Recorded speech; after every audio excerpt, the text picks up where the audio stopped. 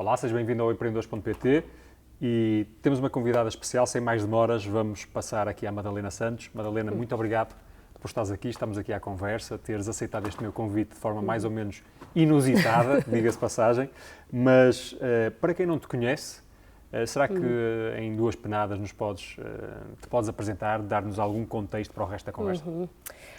Eu tive sempre uma vontade muito grande de trabalhar numa área social, portanto, de trabalhar na área ou de aliviar a pobreza ou de alguma forma ter impacto na vida das pessoas.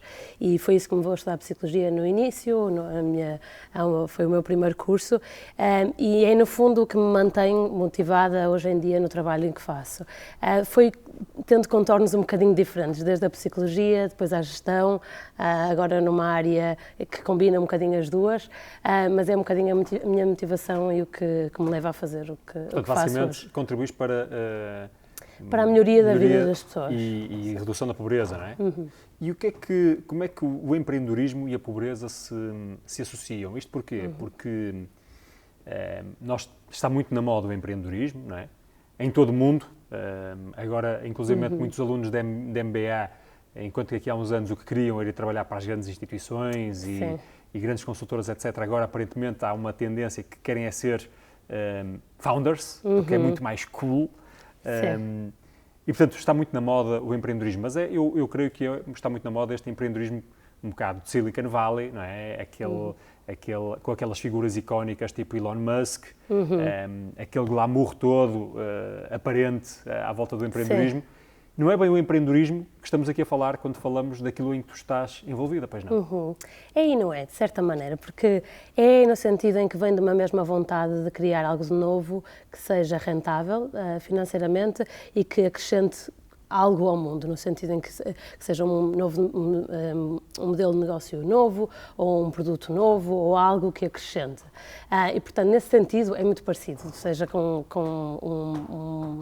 a via do impacto social, ou não seja, é parecido. O que é muito diferente, e a forma como eu trabalho o empreendedorismo, é com pessoas que vivem no limiar da pobreza, ou mesmo na pobreza. E, nesse sentido, é muito diferente, porque muitas vezes são pessoas que não têm uma alternativa, em que o empreendedorismo não foi propriamente uma escolha, foi uma necessidade, que veio do mais simples, de pôr comida na mesa para os filhos, e quando não há um trabalho, o empreendedorismo é a única alternativa que se põe. E, portanto, nesse sentido é muito diferente, não tem esse glamour, talvez, ou essa visão, ou esse potencial de mega escala, exato, mas tem um impacto muito grande ao nível da família, em primeiro lugar, e depois da comunidade, e eventualmente da região. Quando estamos a falar desses pobres que vivem no limiar da pobreza, o que é isso? Consegues-nos definir isso? Sim, é muitas vezes pessoas que... Acho que uma das componentes da pobreza que muitas pessoas não sabem é as pessoas tendem a simplificar a pobreza no sentido de pensar que a pobreza são pessoas que não têm nada, que não têm dinheiro, que não têm redes sociais, que não têm...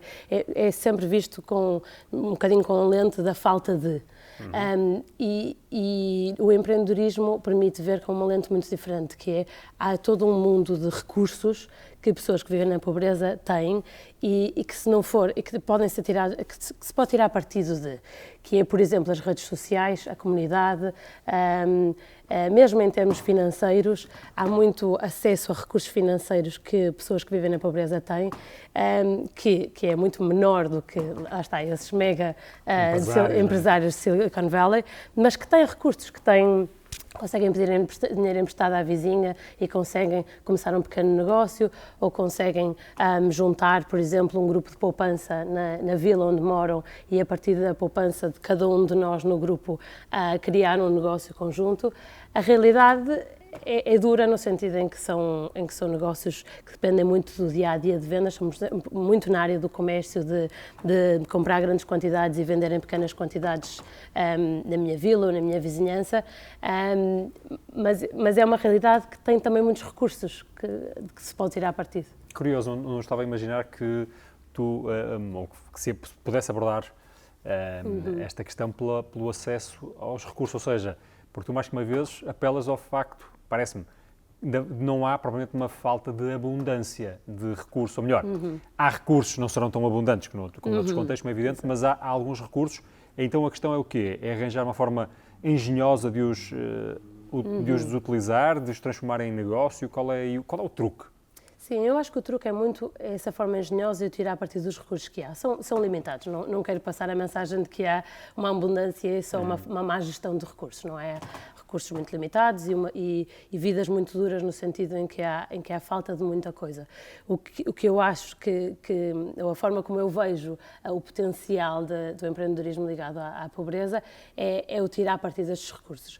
De que forma é que se pode tirar? Por exemplo, desde o mais básico da ideia do microcrédito, que é a área em que eu tenho estado a trabalhar nos últimos 2 ou 3 anos, que é o microcrédito surge de uma ideia muito simples de que todas as pessoas têm o potencial empreendedor, no sentido em que se lhes for dado um pequeno acesso ao crédito e isso puder ser investido no negócio que eu já tenho, com isso posso aumentar o meu negócio e posso a beneficiar a minha família, a minha comunidade e outras pessoas à minha volta.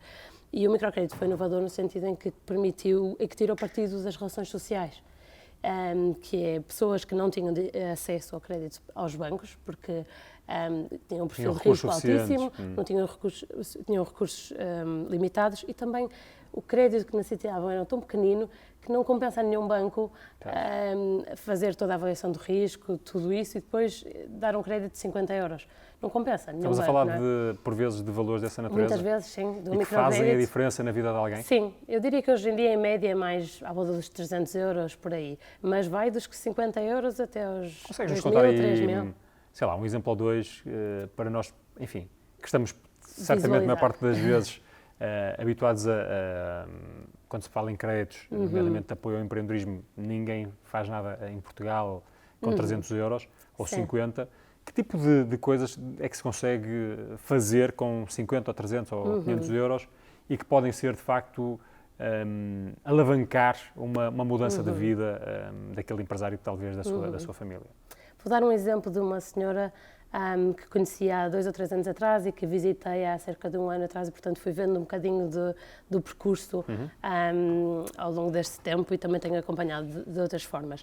Uma senhora que vive em casa, claro que vive em casa, uma senhora que trabalha, cujo marido trabalha fora de casa, no Bangladesh, portanto, o marido tem um trabalho sazonal por contratos por conta do outrem, e ela estava em casa a tomar conta dos filhos e, portanto, não tinha muita possibilidade de ter um trabalho por várias razões, por uma questão cultural, porque no Bangladesh a maior parte das mulheres é esperado que fiquem em casa, que tomem conta da casa, que tomem conta dos filhos e que não saiam muito um bocadinho da zona da vizinhança, por uma questão também religiosa, um país em que a maior parte da população é muçulmana e portanto, as mulheres têm um papel mais ligado à família e muito menos ligado ao trabalho, e também por uma questão de tempo, de limitação de tempo, porque como estava a tratar dos filhos, tinha um tempo muito mais limitado. E através de um crédito da nossa organização parceira no Bangladesh, teve a possibilidade de começar um negócio ligado à indústria têxtil, no fundo, que é uma área em que no Bangladesh cresceu imenso nos últimos anos, e o que ela faz basicamente é compra a matéria-prima em grandes quantidades e depois tem uma rede de outras mulheres que trabalham a partir de casa e que fazem costura, mas também outros bordados em casa. E, portanto, ela compra em grandes quantidades, distribui a matéria-prima e tem uma rede de colaboradores e depois recolhe e vende em grandes quantidades. Portanto, tira algum partido de alguma economia de escala, mas as mulheres conseguem trabalhar a partir de casa e, portanto, complementar no seu ritmo, etc. No seu ritmo, a partir de casa, sem os perigos. E esta senhora, que tipo de crédito tens memória? De que tipo de crédito é que ela necessitou? Essa senhora, eu penso que o primeiro crédito foi à volta dos tais 300, 400 euros e depois foi aumentando, portanto, foi tendo vários ciclos de crédito à medida que foi pagando. Eu penso que ultimamente estava à volta já dos 2.000 euros por aí. Mas são coisas muito pequenas. O que é que acontece?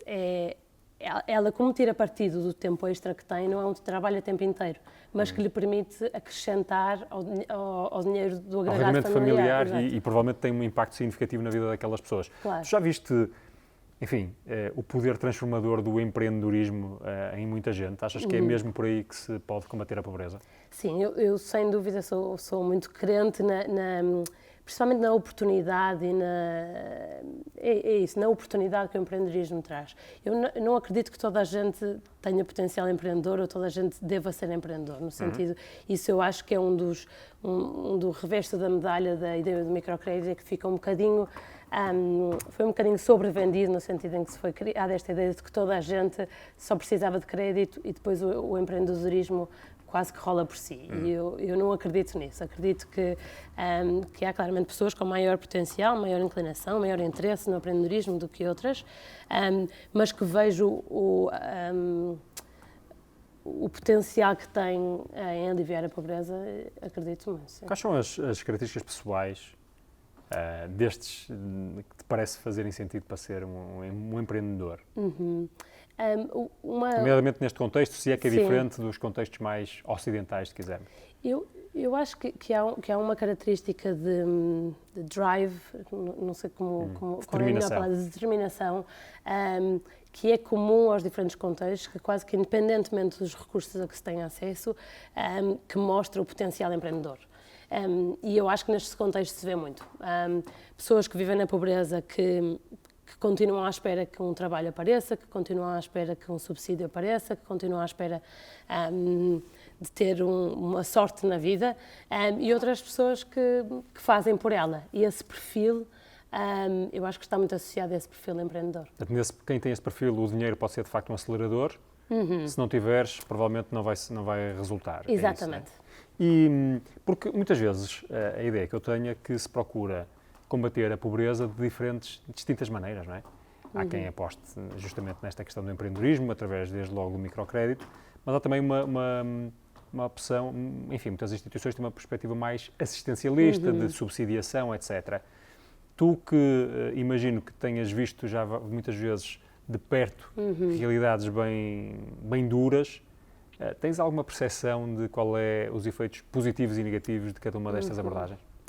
Eu penso que esta abordagem mais assistencialista é muito importante em determinadas situações. É, por exemplo, muito importante numa altura de emergência, quando há um desastre natural ou não natural, mas quando há um desastre em que, de repente, uma grande quantidade da população está em perigo de vida, o assistencialismo é muito importante, porque não adianta falar em empreendedorismo se a pessoa não sobreviver naquele dia e no dia a seguir. E, portanto, nessas situações, acho que é muito importante. Eu acho que o perigo dessa abordagem mais assistencialista é quando se prolonga ao longo do tempo e quando cria dependência.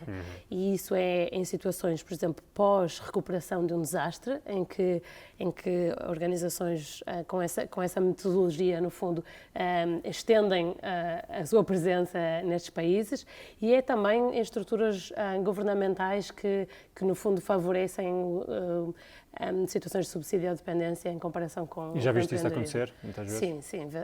Eu acho que se vê muito, tanto em países que sofreram desastres naturais, como cá em Portugal também se vê. Eu acho que uma das áreas em que se vê mais, por exemplo, eu associo isso muito à minha experiência pessoal, que desde pequenina, quando tinha roupa para dar ou alguma coisa para dar em casa, lembro-me de fazermos um saco, irmos dar, e muitas vezes ia para países em desenvolvimento, muitas vezes ia para a igreja, ia para diferentes organizações que necessitavam. Mas ao longo dos anos de ter estado muito em contacto com estas organizações, de também ter visto muitos mercados locais em países em desenvolvimento, uma consequência negativa e que é gravíssima, que acontece, é muitas vezes estes donativos, exatamente de roupas dadas por pessoas como eu, destroem completamente mercados locais. Mercado negro, mas o mercado negro ainda movimenta dinheiro, portanto da perspectiva do desenvolvimento do país pode não ser necessariamente mau. Mas o que eu acho que é gravíssimo é quando destrói a economia local. Quer dizer, Porque a certa altura parece lá uma coisa dada e, portanto, não promove... é muito difícil competir com uma camisola dada. A valor zero, exato. Com uma camisola dada. E, portanto, o senhor que produzia sapatos na esquina do mercado, onde de repente é inundado de sapatos oferecidos, de repente fica sem negócio, não é? Achas que enfim, os donativos, nomeadamente esses que estás a falar de dar roupa, etc. e tal, nomeadamente dos países mais ricos, é uma forma de cada um das pessoas que entra nisso lavar a sua alma e já está? Ou é de facto uma coisa muito bem intencionada, mas às vezes com efeitos perniciosos? Eu acho que é muito difícil toda a gente ter noção de todo do impacto completo na cadeia de valor de tudo o que faz, não é? Porque o problema é se toda a gente de repente paralisa, não é? Há muitas histórias de organizações sem fins lucrativos que desviam fundos, há muitas histórias do impacto negativo do donativo de roupas, e a certa altura o perigo é toda a gente, pronto, então não faço nada, fico em casa, não dou nada porque tenho visto que tudo que é dado é mal gerido. E portanto, eu acho que isso é um perigo, eu acho que há muita coisa bem feita, há muitos donativos a serem muito bem empregos, tal como eu acho que os donativos de roupa em segunda mão podem ter muito bom impacto e não devem de todo ser parados. O que eu acho é que cada vez mais temos acesso à informação e cada vez mais temos essa possibilidade de saber o que é que acontece e até onde é que vai o meu donativo, e cada vez mais temos essa obrigação de também nos informarmos e também de tentarmos perceber o que é que acontece. Eu estive há uns dias fora aqui do país e justamente alguém me para na rua, uma jovem certamente cheia de boa vontade, a tentar-me vender a ideia de contribuir para uma determinada organização de caráter internacional, mas pronto, ainda por cima não era daquele país e portanto a coisa não deu para prolongar. Mas eu dei comigo a pensar nisto e agora recordei-me com esta tua intervenção, que é, como é que, se eu quiser alocar algum dos meus recursos para ajudar, como é que eu hei de escolher aquilo que pode multiplicar mais o impacto daquilo que eu possa contribuir? É uma boa questão. Eu tenho deparado muito com essa questão, não só por trabalhar nessa área, mas também porque olho para a possibilidade, neste caso, por exemplo, a possibilidade financeira do meu marido e meu, e penso qual é a forma melhor de tirar partido disto.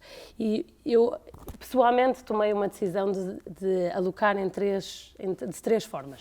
E, portanto, uma é em termos de tempo, de decidir trabalhar nesta área, trabalhar numa área que, no fundo, a minha carreira está alinhada com o impacto que eu quero criar no mundo. Portanto, essa é uma das áreas. E que é uma parte fundamental, porque o tempo é um bem super escasso e valioso, não é? Sim, e o trabalho, no fundo, ocupa grande percentagem do meu tempo. Por isso, se eu for capaz de alinhar o trabalho com o impacto que quero criar, é uma oportunidade muito valiosa. Mas claro que nem toda a gente faz essa opção ou tem essa oportunidade, mas pronto, foi a opção que eu fiz.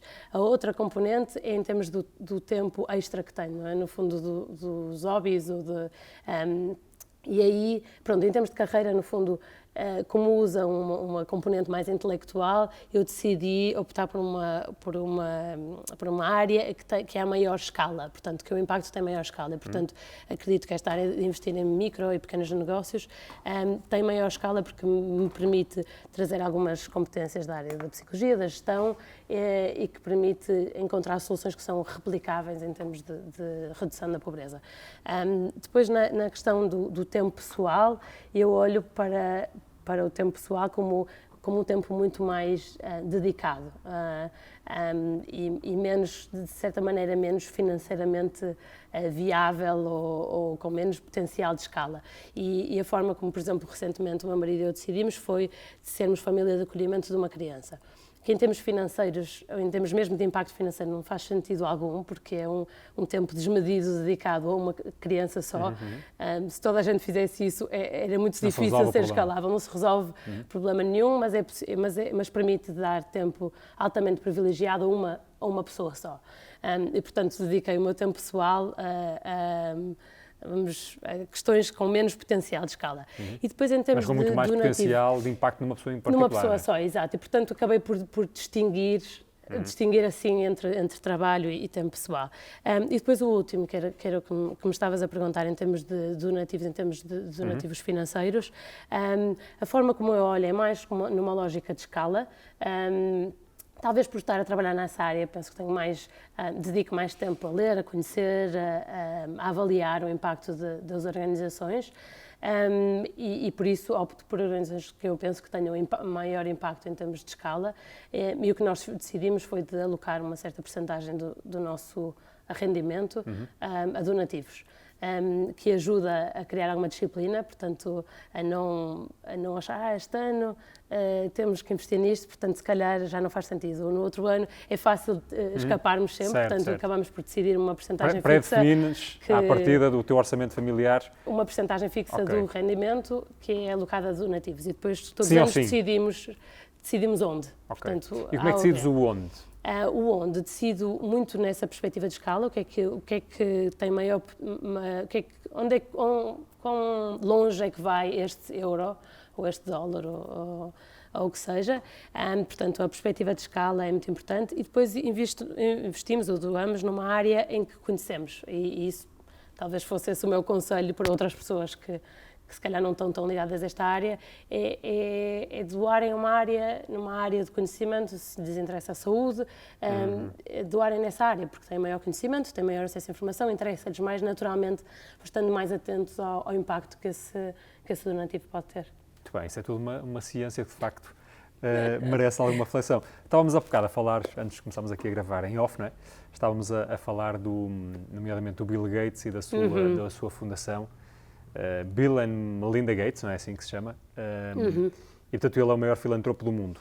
E eu tenho andado a tentar me educar um pouco sobre estes temas, e de facto, já, ao que julgo saber, há muito boa gente com muito dinheiro, inclusivamente, que tem até aparentemente alguma disponibilidade para doar ou investir esse dinheiro, doá-lo, mas precisam de sentir ou ter a certeza que aquele dinheiro é realmente bem gerido. E aparentemente há aí muito dinheiro potencialmente disponível, mas que essas famílias muito endinheiradas acabam por não ceder, porque não têm garantias que vai ser realmente impactante. Primeiro, é legítimo estas dúvidas sobre, ou das pessoas que têm alguma capacidade de dar, mais ou menos, não interessa, mas sobre a qualidade do investimento ou da utilização daquele dinheiro, e depois como é que se pode melhorar a qualidade de gestão do mundo, enfim, do mundo dos, enfim, como é que se diz isto? Como é que se diz este mundo? Mundo da solidariedade, ou filantropia, etc. Como é que se podem melhorar estas práticas de gestão, aproximando-as, porventura, se é que faz sentido, às das melhores empresas? É curioso, a resposta à primeira pergunta é sim, é claramente legítimo, e até acho que é muito importante que quem faz os donativos se pergunte, que se faça essas questões, um bocadinho para forçar as organizações a melhorarem a transparência, a melhorarem a forma como reportam o impacto que têm. Portanto, é claramente legítimo. Depois, como é que podemos melhorar? Essa foi uma das motivações para eu fazer o MBA. Quando eu estudei Psicologia, como disse no início, e depois estava a trabalhar na área da Psicologia, na área especialmente da integração de comunidades excluídas dentro do sistema educativo, portanto, em escolas públicas, e me sentia muito essa frustração da área social ser muito mal gerida. Com bastante desperdício, se calhar pela minha experiência, não digo que seja verdade em todos os casos, mas na minha experiência, com muito desperdício de recursos financeiros, mas também de talento, de tempo, e parecia-me que havia muito boas práticas na área de negócio que não estavam a ser traduzidas para a área social. E foi exatamente essa a motivação para fazer o MBA e trazer um bocadinho esse conhecimento à área social. Portanto, isso tem sido sempre algo que me tem preocupado muito e que em geral, custa-me quando há uma área de conhecimento que tem um conhecimento muito desenvolvido e que outras áreas de conhecimento não tiram partido, não é essa transferência, não é essa sinergia, e nessa área acho que é muito verdade. E, portanto, eu acho que se tem feito ultimamente, e o caso da Fundação Bill and Melinda Gates é um bom exemplo. Há outros bons exemplos de fundações em que a liderança vem que tem competências provadas na área da gestão e que traduz para a área social. Eu acho que há uma necessidade muito grande de maior transparência em termos do impacto que as ONGs têm, ou que as associações sem fins lucrativos têm. há uma necessidade também muito grande de educação dessas famílias ou dessas pessoas que querem fazer donativos, que continuam, acho que, muito presas a umas histórias de sucesso ou a uma ou duas histórias de sucesso que bastam para traduzir todo o impacto. E o impacto é muito mais do que isso, é muito mais do que uma ou duas histórias de sucesso. E, como assim achas que as pessoas querem, enfim, só conseguem sentir que aquilo valeu a pena quando tem uma história absolutamente fantástica para contar e não se deixam levar pelos micro-impactos que possam trazer? É isso? No fundo, é a vaidade que fala mais alto? Acho que muitas vezes, mesmo cada um de nós, tende a olhar para o negócio com a cabeça dos números e olhar para a área social com o coração. E se esquece de trazer os dois para cada um. E, portanto, mesmo na minha interação, enquanto trabalhando numa ONG, com mecenas, com diferentes pessoas muito generosas, mas que não trazem as competências de gestão, mesmo para as questões que fazem às ONGs.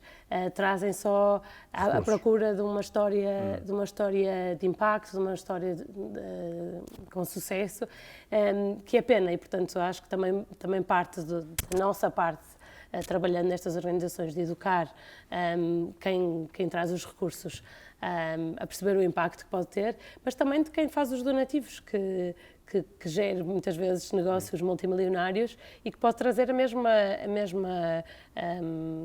accountability, a mesma exigência desde logo às organizações em que tu trabalhas na End Poverty. É uma ONG. A que é que se dedica em particular, em concreto, esta ONG? Portanto, a End Poverty tem um foco muito óbvio na área da redução da pobreza e o que nós fazemos é investir em micro e pequenos negócios em países em desenvolvimento. Portanto, em áreas do mundo em que há maior pobreza e negócios que têm potencial de tirar da pobreza as famílias que o gerem, o empreendedor. E como é que vocês trabalham? A forma como nós trabalhamos é através, nós vivemos de donativos e, portanto, nós somos uma organização sediada nos Estados Unidos, que é financiada por donativos e trabalhamos através de parceiros locais em diferentes países. Portanto, neste momento estamos presentes em 8 países, através de 9 parceiros locais. Mas os parceiros locais fazem o quê? Os parceiros locais são organizações desses países, portanto, fundados, geridos, com uma visão desses países, e em que nós entramos em parceria através do financiamento, mas também através de práticas, de práticas de competências de negócio e também de gestão da organização. E a ideia é um bocadinho que nós consigamos chegar aos empreendedores finais, no fundo a todos os empreendedores através destes parceiros locais, mas também ajudar a organização local a ser mais robusta, a ter práticas mais sustentáveis, e vocês a ter maior impacto. Fazem o quê? Procuram, a vossa filosofia é identificar esses empreendedores locais ou, no fundo, dizer às comunidades que vocês existem e, portanto, quem tiver boas ideias, vos vi contactar. Como é que é o processo? Isso tem mudado um bocadinho ao longo dos últimos anos. Portanto, nós fomos fundados em 1985, portanto, nestes últimos 30 e tal anos temos trabalhado principalmente com os microempreendedores, portanto, financiamentos à volta dos 300, 500, até talvez 2.000, 5.000 euros. E isso portanto, no fundo, para esses, no fundo, damos a conhecer a nossa existência, os parceiros locais. Nós trabalhamos sempre através dos parceiros locais, portanto, os microempreendedores conhecem os parceiros locais, principalmente, e não a End Poverty. E a ideia é que seja mais sustentável e que estas organizações depois são deste país, ficam neste país e vão lá continuar. Portanto, eles dão a conhecer a própria existência e os microempreendedores ficam a saber deles e chegam a eles. Ultimamente estamos a explorar como é que podemos investir em negócios um bocadinho maiores, portanto, negócios pequenos em crescimento, é como chamaríamos este segmento, que já não são os micronegócios, portanto, já não são negócios que foram criados por necessidade, no fundo, de sobrevivência. São negócios que foram criados com uma visão tanto de negócio como de impacto social. Portanto, o que se poderia chamar as empresas sociais, Eu tenho algum receio de usar este termo porque tenho a sensação que muitas vezes as empresas sociais são mais sociais do que empresas, mas no fundo é exatamente essa a ideia. São empresas rentáveis ou com potencial de ser rentáveis e com uma forte componente de impacto. E essas chegam até nós. E como é que vocês, seja essa fatia ou ainda mais difícil talvez a outra, que seja, enfim, com mais pessoas, não é? Mais microempreendedores, como é que a End Poverty ou o parceiro local acaba por selecionar os projetos? Porque com certeza que não é só chegar, bater à porta e pedir dinheiro, não é? Sim. Tem que haver alguma peneira, não é? Como é que vocês fazem isso? As duas são um bocadinho diferentes, portanto, os microempreendedores, há uma parte da seleção é exatamente o viver na pobreza e a zona geográfica em que mora e a necessidade que tem, e depois há uma componente de avaliação do próprio negócio, da viabilidade do negócio e da viabilidade de pagar o crédito e de absorver o crédito, se faz sentido aceder ao crédito ou não e de que forma é que o negócio permite absorver. E é o parceiro local que faz isso? É o parceiro local que faz isso. Com os vossos guidelines? Com os nossos guidelines, principalmente em termos de impacto, também em termos de avaliação do negócio. Neste segmento de negócios pequenos em crescimento, a crescer a isso, há uma componente de avaliação do potencial do negócio. Portanto, muitas vezes são negócios que têm 2 ou 3 anos de rendas e que podem ainda não ter feito o break-even e há aí uma avaliação do potencial de crescimento e do potencial de criação de impacto, ainda que neste momento ainda seja limitado, mas que venha a ter maior E essa avaliação, enfim, é uma avaliação marcadamente financeira, como se faz noutro país qualquer para fazer transações de empresas ou avaliação de empresas. São os mesmos critérios, basicamente? Tem uma componente financeira, que é necessária, mas tem também uma componente de impacto. E, por exemplo, uma componente de criação de postos de trabalho, que nos faz, por exemplo, selecionar negócios que se fosse um investidor sem nenhum foco social, se calhar iria para um negócio, por exemplo, mais tecnológico, com menor são menos escaláveis, não é? Exatamente, e portanto nós, como temos esse foco de criação de emprego, muitas vezes acabamos por nos focar em negócios que não têm o mesmo potencial de crescimento, que têm algum potencial de crescimento, mas não o mesmo que outros que terão acesso a investidores. E como é que é o vosso taxa de cumprimento? Enfim, no pagamento dos créditos? Esta área de negócios pequenos em crescimento é relativamente nova, portanto ainda estamos numa fase muito piloto, ainda é muito difícil dizer. A nossa taxa de cumprimento no microcrédito é de 80 e tal %, é bastante boa. E varia bastante, e por isso é que eu digo 80 e tal, é porque varia bastante de país para país. Há países em que o microcrédito está muito estabelecido, em que mesmo o nosso parceiro local já tem uma escala bastante grande, por exemplo, o nosso parceiro no Bangladesh, que é de longe o maior, e em que o portfólio, digamos assim, já é bastante grande. Estamos a falar de quantos microempreendedores apoiados? No Bangladesh é bastante grande, são à volta de 300 mil microempreendedores. Uau! Noutros países é bastante pequena, à volta de 300, 400. Portanto, é muito, muito variável. E depende muito também da competência deste parceiro local e um bocadinho da visão do parceiro local. Mas estamos a falar de quantas pessoas que na End Poverty, de alguma forma, vocês enquadram? De quantos microempreendedores é que vocês enquadram? Cerca de 400 mil. É uma coisa significativa. E tu, em particular, o que é que lá fazes? O meu papel eu sou diretora de operações e, portanto, o meu papel é gerir a relação com estes parceiros, equipá-los para que eles não só cresçam de forma mais sustentável, mas também criem maior impacto nos empreendedores. Portanto, por exemplo, no Bangladesh, um dos maiores projetos que estamos a fazer é um programa de formação aos microempreendedores, de acrescentar ao crédito formação de como gerir um negócio, de como criar melhor serviço ao consumidor. São formações muito pequenas e muito ajustadas, o micro-MBA, exato, ajustadas à necessidade daqueles empreendedores, que permitem criar maior impacto. Portanto, com o mesmo crédito, com a mesma ajuda financeira, ter maior impacto para os empregados do negócio, mas também para a família. E tu, o que é que tu, pessoalmente, já vais levando desta tua experiência neste mundo? Muita coisa. O que é que distingues como os teus ganhos mais marcados? Eu acho que este casamento entre o empreendedorismo, o negócio em geral e a área social tem sido algo que tem vindo a ser trabalhado. Portanto, quando eu fiz o MBA, foi muito com esta motivação de trazer competências da área de gestão e de negócio à área social.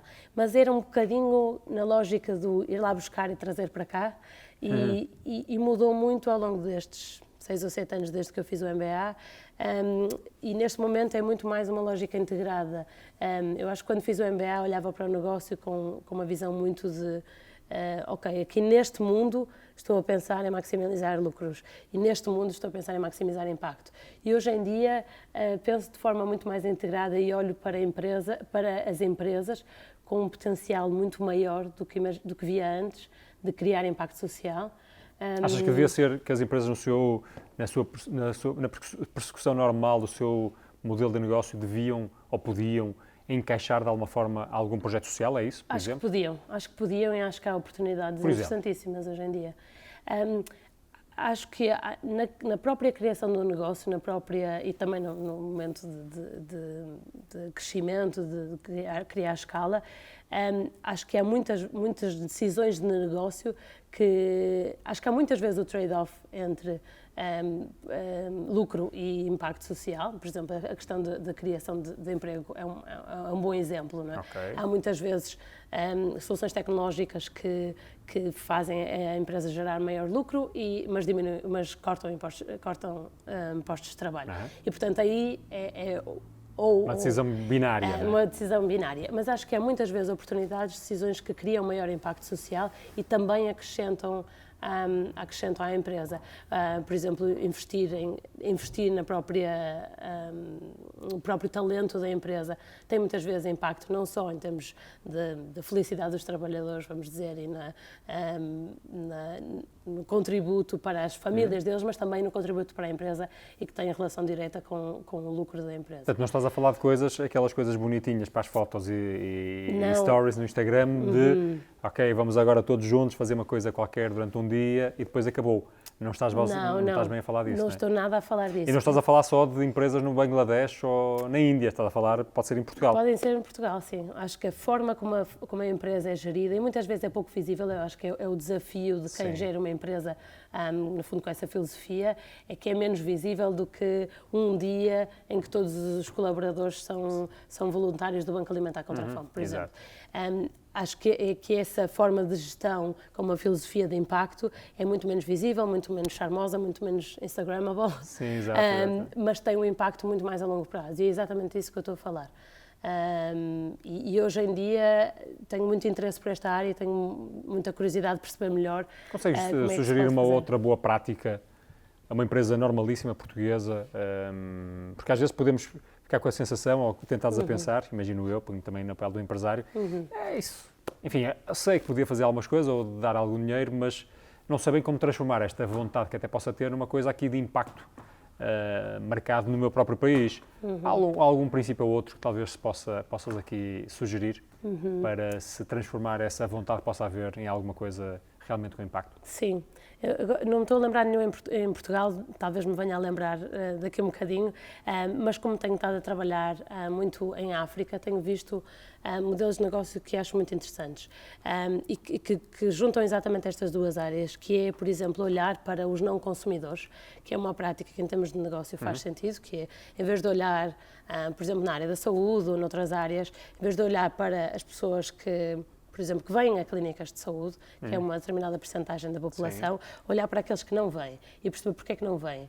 E muitas vezes, em países em desenvolvimento, é por uma questão financeira, por uma questão de falta de recursos financeiros, mas também de falta de acesso, de isolamento geográfico, de uma certa aversão a clínicas. Portanto, há aqui um conjunto de componentes culturais. E, portanto, olhar para estes não consumidores é uma oportunidade de negócio clara, porque ao aumentar, porque não há competição, não é?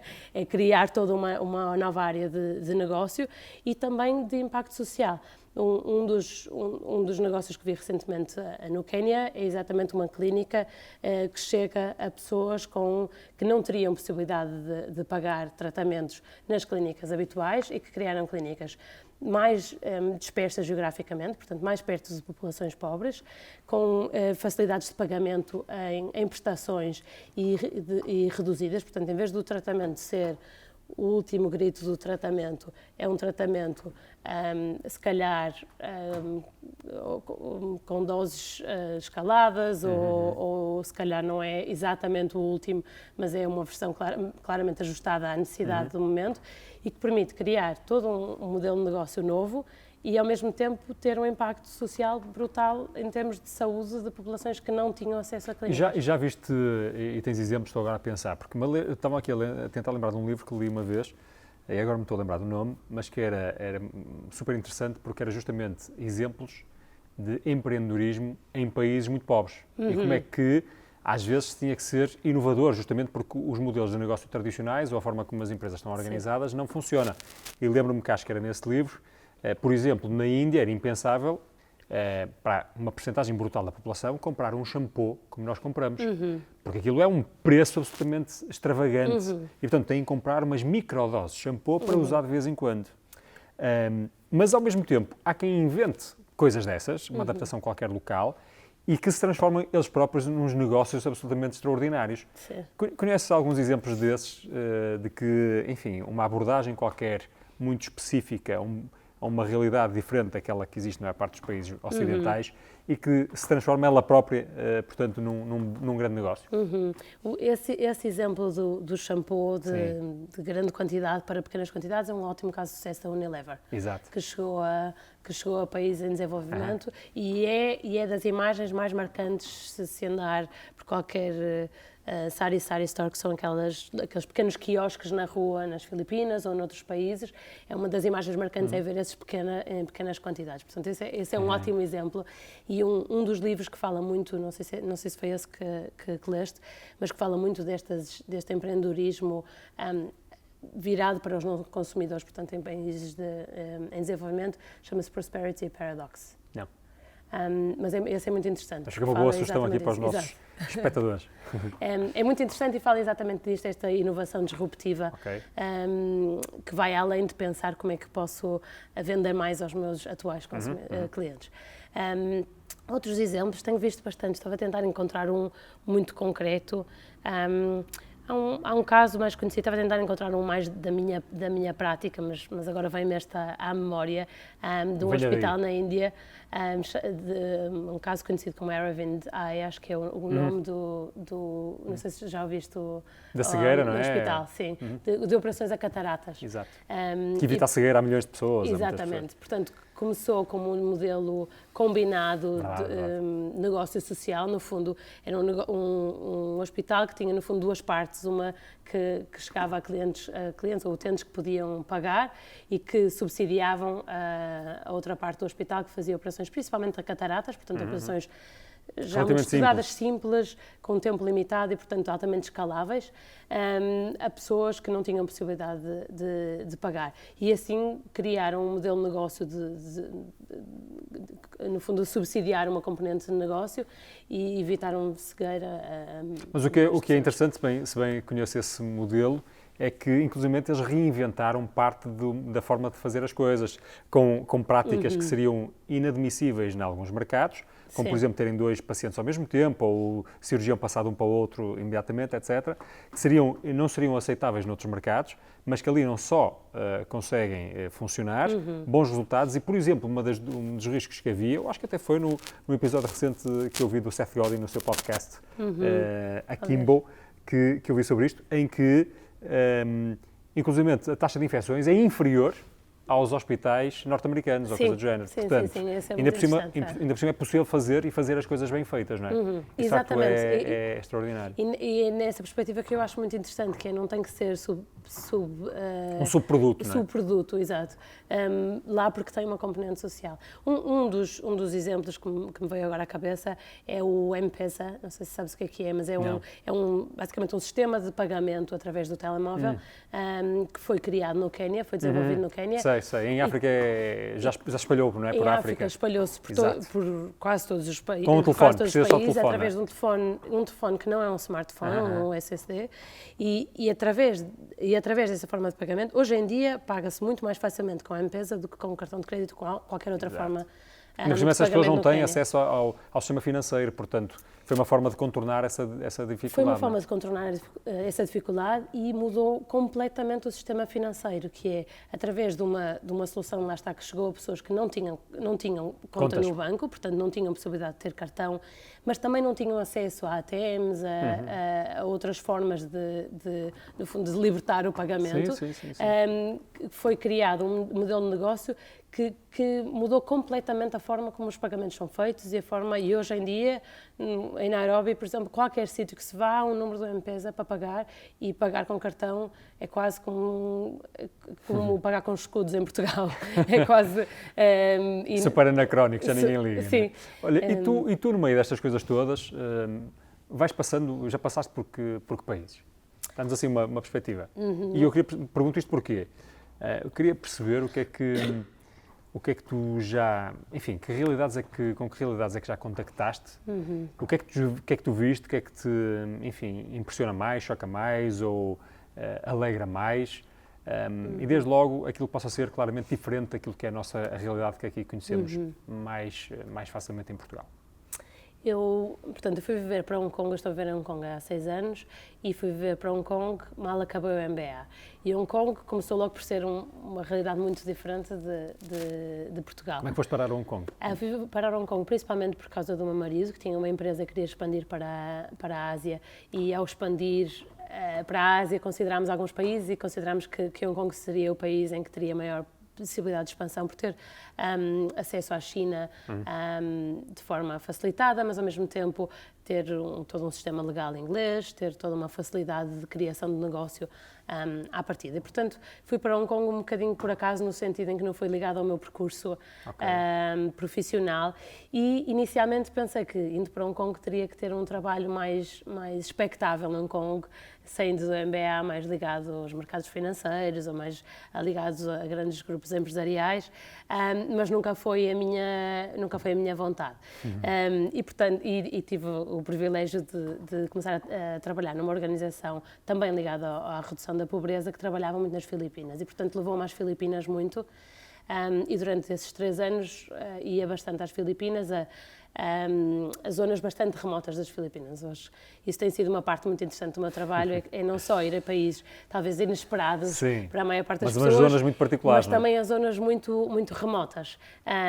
E nos últimos anos tenho trabalhado muito na Ásia, portanto muito no Bangladesh, Índia e Filipinas, mas também cada vez mais em África. Quénia, África do Sul, temos o projeto nos Camarões, apesar de eu ainda não ter ido lá, Zâmbia, e portanto eu acho que muitos dos meus amigos e da minha família acham que eu trabalho numa agência de viagens, porque a primeira pergunta que me fazem é sempre: então em que país estás? Ou então onde é que vais na próxima viagem?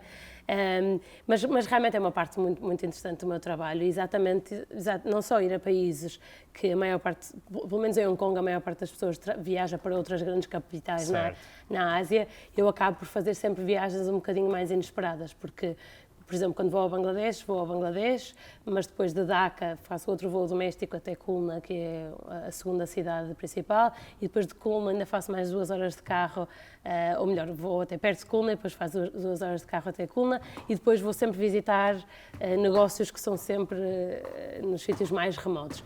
E, portanto, dá-me uma perspectiva dos países super interessante. O que é que isso faz pensar sobre a humanidade? Faz-me refletir muito. Estas viagens são sempre tempos muito bons de contraste. Eu acho que sempre gostei de viver neste contraste, tanto de áreas de conhecimento, como de classes sociais, como de oportunidades, de países, e principalmente indo de Hong Kong para alguns destes países, é um contraste muito claro, não é? Sair de Hong Kong, uma cidade muito cosmopolita, com uma grande riqueza, com uma grande margem de lucro a própria cidade, claro. Muito eficiente, muito fácil de ir para todo lado, e de repente saio num avião noutro país em que a realidade é muito diferente. E, portanto, isto cria sempre um choque, apesar de cada vez ser mais normal, no sentido de ser mais natural, cria sempre um choque no sentido em que cria sempre um impacto da mudança tão repentina das diferenças. Mas tu voltas dessas tuas viagens com esperança renovada no ser humano ou um pouco mais sombria? Volto principalmente com a esperança renovada no ser humano. Talvez por ver, eu acho que no primeiro contacto com a pobreza extrema há uma certa sensação de impotência, de um problema demasiado, exato, de um problema demasiado grande para a minha competência e para o meu campo de ação. Mas talvez por ver esta atitude empreendedora ou por ver que a maior parte das pessoas que vivem na pobreza não está sentada em casa à espera que a vida mude, está a fazer pela vida, está a levar os filhos à escola, está a criar pequenos negócios. E, portanto, há uma esperança de que as coisas melhorem. E faz-te sentir mais privilegiado e dares mais, enfim, agradeceres mais as coisas que tens ou não? Sim, sem dúvida, sem dúvida. Eu acho que isso é das coisas que têm mais impacto. Mesmo quando me deparo com pequenos contratempos da vida, não é? Com um transporte público que não funciona ou uma fila que não acaba ou qualquer coisa. E de repente pensas daquela senhora no meio do Bangladesh? Não vou queixar. Portanto, tem um impacto muito claro no dia-a-dia, até para essas pequenas coisas, sim. E tu, portanto, a tua profissão é esta, mas muitas vezes há aquela ideia de que quem trabalha em ONGs devia ser tudo voluntário, já que aquilo é uma coisa sem fins lucrativos, devia ser tudo trabalho voluntário. Devia ser tudo trabalho voluntário, é preciso profissionalizar a gestão destas organizações, como é que fica aqui? Eu acho que é claramente preciso profissionalizar, no sentido em que não podemos esperar. Quer dizer, quando fazemos um donativo, esperamos que o nosso donativo tenha um impacto equivalente a $1 que é investido num negócio. E ao mesmo tempo esperamos que o trabalho seja voluntário. É uma desconexão que não é possível, não é? Que não é por acaso que as práticas de gestão levam a maiores eficiências. Isso é verdade nos negócios e também é verdade nas ONGs. Agora, eu acho que há determinadas áreas, determinados problemas que devem ser respondidos através de ONGs e outros que devem ser respondidos por negócios e outros que devem ser respondidos pelo governo. E, portanto, não acho que as ONGs devam ser responsáveis por responder a todos os problemas sociais, nem ao contrário, nos negócios. Acho que há claramente um espaço para diferentes atores.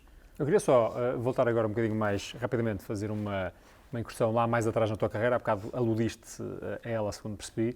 Eu estive a investigar e achei uma coisa curiosa, foi a tua participação, a tua passagem pelos gambuzinos, não é? Sim. O que é essa? É porque é uma organização Eles bem existem. portuguesa, exatamente, eles existem, afinal os gambuzinos existem. O que é que isso te trouxe? Foi, no fundo, se foi uma preparação para aquilo que fazes hoje, sim ou não? E o que é que organização é essa que eu confesso que já tinha ouvido falar, mas não conhecia, nem conheço com profundidade nenhuma.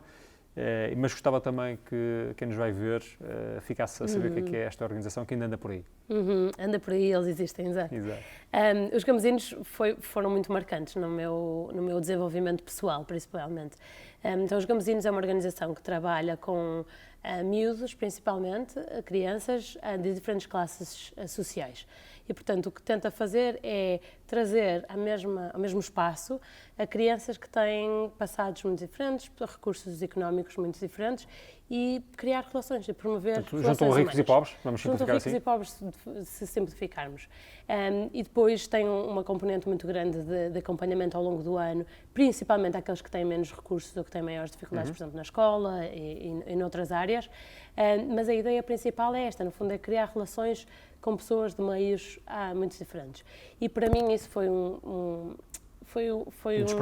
despertar muito grande, de forma muito simples. Eu acho que foi por isso que mudou muito a forma como eu penso hoje em dia. Primeiro porque eu participei nos gambuzinos como animada, que é o que se chama às crianças, aos participantes dos campos de férias. Portanto, há várias atividades durante o ano e depois no final do ano, no verão, há um campo de férias, campo de férias selvagem, portanto numa zona remota de Portugal, em que literalmente montamos o campo numa zona, num descampado. Portanto, montamos as tendas, montamos uma cozinha, tomamos banho no rio e vivemos assim, de forma muito simples, durante 10 dias. E, portanto, é muito diferente para toda a gente. A primeira vez que eu fiz Gambuzinos tinha 11. E, portanto, é muito diferente para qualquer pessoa, porque a maior parte dos portugueses tenha dinheiro, não está habituada a dormir numa tenda e a tomar banho no rio. E, portanto, tira-nos da zona de conforto, no sentido em que ninguém está muito habituado àquele ambiente, e obriga um bocadinho a focar no essencial, que é nas relações humanas. E depois, como estamos num ambiente tão simples, também há muitas defesas que caem, quer dizer, não há roupa de marca, não há... O meu pai é engenheiro, o meu pai é polícia, não há uma relação humana que se cria entre as pessoas que ali estão. Eu achei de facto curioso, porque fiquei com essa percepção. Eu estava a saber o que é que há uma criança que vem de uma classe mais favorecida, o que é que sai depois de 10 dias desses, tipicamente, e alguém que vem de um meio mais desfavorecido, também o que é que leva depois de uns dias desses? São realidades diferentes e são conclusões com certeza diferentes, não faço ideia. São diferentes, são. Pode ter sido dos grupos em que eu estive envolvida, mas muitas vezes uma criança que vem de uma realidade mais desfavorecida sai com um foco muito maior e uma valorização maior da relação humana, portanto, do tempo dedicado e da valorização de outros e a desvalorização dos bens materiais, que curiosamente é maior, diria, em miúdos mais desfavorecidos. Portanto, muitas vezes os miúdos que vêm de grupos mais desfavorecidos até são os que trazem roupa mais de marca ou bens materiais melhores, em que isso toma uma importância maior na vida, muitas vezes porque vêm de famílias muito estruturadas, em que os pais estão muito tempo fora de casa a trabalhar e que têm muito pouca atenção, muito pouco, por exemplo, tempo à mesa, muito pouco tempo à conversa, e que ali num campo de férias acaba por ser um tempo privilegiado de conversa, de atenção, de amor, de carinho. Portanto, eu diria que isso é assim o principal ganho que um miúdo de uma classe mais favorecida, generalizando, claro. Miúdos de classes mais favorecidas ficam com um conhecimento muito mais alargado do que... Sair da sua bolha. Um bocadinho sair da sua bolha. Também, curiosamente, eu diria, muitas vezes vem de um conhecimento muito afunilado da realidade, porque os amigos, o colégio onde estão, os amigos que têm, os filhos dos pais dos amigos, vêm todos de um meio muito idêntico, e, portanto, têm muito pouco conhecimento de que outras realidades, outros grupos existem. E, de repente, lá está, através da relação humana, da conversa, percebem, não, o Nuno é fixe. É um tipo fixe, pronto, é um amigo, agora passa a ser um amigo. E eram miúdos, eu lembro de dizer muitas vezes se os pais destes dois miúdos se encontrassem na rua, nunca seriam amigos, nunca se comunicariam, porque vêm de mundos tão diferentes. Mas lá estão os dois miúdos à conversa. Por isso eu diria que o miúdo de uma classe mais favorecida, o que traz mais é um alargamento de horizontes e um sair um bocadinho da bolha. E tu achas que, ainda por cima, começaste a viver isso numa realidade bem cedo, não é? 11 anos, etc. Depois trabalhaste por lá. Assim, depois fui o que se chama animadores, que são os adultos que gerem o campo de férias, no fundo. Isso, no fundo, achas que é uma expressão, foi o início de uma expressão, se é que tu pensas assim na tua vida, de uma missão pessoal qualquer? Sim, sem dúvida. Eu acho que isso formatou muito a forma como eu vejo a minha missão. Eu acho, tanto estes campos de férias como outras coisas que fui fazendo ao longo da vida estavam, de certa forma, ligadas à Igreja. Portanto, para mim, há uma componente espiritual e no fundo, de agradecimento pela minha vida, que vem desde aí de muito cedo. E isso foi um bocadinho sendo constante mesmo no trabalho e noutras áreas da vida depois. E, portanto, isso sentes quase olhando para trás e a coisa vai-se organizando à volta desses princípios basilares? Sim. Apesar de nem tudo, eu não diria que aos 11 anos imaginei a vida como é agora, nem pouco mais ou menos, não é? Quando decidi psicologia, pensava que ia ser psicóloga, depois decidi MBA, portanto, foi tendo contornos muito diferentes e não foi nada um caminho em linha reta. Mas claramente, quando olho para trás, faz-me sentido. No sentido em que foi sempre sendo alinhado com com o que eu vejo como missão de vida. E agora, depois desta experiência que já foste acumulando e tantas realidades que já foste conhecendo, se tu tivesses uma varinha mágica, que não existe, mas quais eram assim as 3 ou 4 grandes variáveis que tu procuravas influenciar e que tu acreditas que podiam mudar de facto o panorama geral das coisas, nomeadamente a nível da pobreza? Uma das áreas seria esta de no fundo, consciencializar pessoas que estão à frente, CEOs e pessoas que estão à frente de áreas de negócio com escala, gerir os negócios de forma a ter maior impacto social, um impacto social mais positivo. E acho que há oportunidades de fazer isso de forma que faça sentido em termos de negócio e também impacto social. Portanto, isso seria claramente uma área em que eu gostaria de dedicar mais tempo e quase trazer à mesma mesa e conversar formas de... E é uma das coisas que estamos desenvolvido na End Poverty, é como trazer pessoas que estão à frente de negócios a geri-los de forma com mais consciência social. Portanto, essa seria uma que eu claramente trabalharia. Depois, talvez, esta área da generosidade, eu acho que é um bocadinho... É tipo um músculo que se trabalha? É um bocadinho um músculo que se trabalha e eu acho que há uma certa tentação, como muitas outras coisas na vida, há uma certa tentação de olhar de forma simplificada para quem está melhor do que nós e pensar eles deviam fazer muito mais.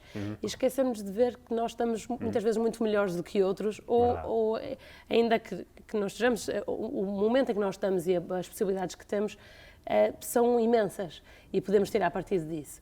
E isso talvez fosse a outra área que eu gostasse de trabalhar. Acho que só uma pessoa que não tem ninguém mais pobre do que ela no mundo, não é? Portanto, todas as outras podem ser mais generosas. É tudo uma questão relativa, não é? É tudo relativo. E eu acho que nós sabemos olhar melhor para cima do que para baixo, no sentido em que olhamos, mesmo, por exemplo, a nível nas discussões de corrupção, nas discussões de apropriação de fundos, tudo isso, tendemos sempre a olhar, esta pessoa tem tanto e ainda por cima roubo, esta pessoa tem tanto e não dá nada, esta pessoa... E esquecemos que nós temos muito mais do que precisamos, exato. E, portanto, talvez essa... Mas mais numa lógica construtiva de caminho pessoal do que de vergonha ou de... Sim. Acho que, no fundo, cada um tem que fazer esse percurso. Mas isso seria uma área que eu gostaria também de explorar. Boas reflexões para mim, para si, de certeza. Madalena, muito obrigado. Para irmos chegando mesmo ao fim, diz-nos só onde é que quem queira saber mais sobre ti e, enfim, aquilo que vais fazendo, qual é a melhor forma de te acompanhar por aí? Eu diria que a forma privilegiada é o LinkedIn. Eu claramente não sou muito de redes sociais, mas LinkedIn é a única que ainda mantenho atualizada e, portanto, foi assim, aliás, que nós nos contactámos por ali. E é claramente a melhor forma basta de me procurar encontrar. Madalena Santos e lá apareces. Exatamente. Madalena, mais alguma coisa que queiras aqui partilhar com quem nos quer ver? Alguma mensagem final que acho que é interessante para, enfim, para alguém que nos vai ver?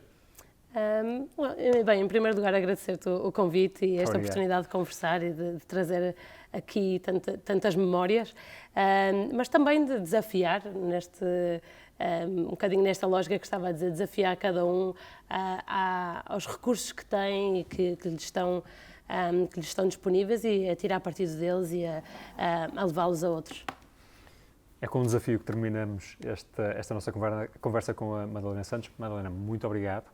Foi, de facto, um privilégio poder estar aqui à conversa contigo sobre temas tão interessantes e que nós, tantas vezes, não abordamos desde logo aqui no Empreendedores.pt. Procuramos, tipicamente, focar mais uma perspectiva mais normal para aquilo que é a realidade mais dos negócios, etc. Mas quando pensamos na grande escala do mundo, há tanta gente que, de facto, está bem pior do que cada um de nós.